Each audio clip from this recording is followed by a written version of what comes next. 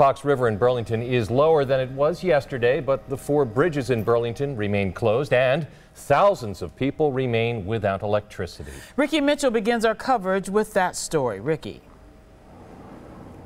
Good evening, George and Carol. Well, the floodwaters are surrounding Richter's grocery store here in Burlington. It's one of only a few businesses still open since many are without power. Now, Richter's did lose power for about an hour last night. Since they have come back in service, they've become a refuge for people who need food and a place to charge their phones.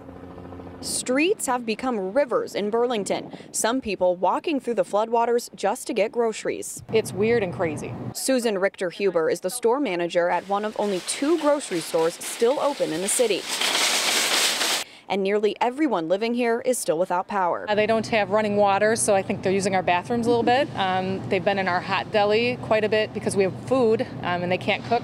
They've been charging their cell phones over in our hot deli, which is fine. Irene Elefante brought her laptop and phone, hoping to charge up before waiting out the outage tonight. Try to do something in the apartment while there's still daylight.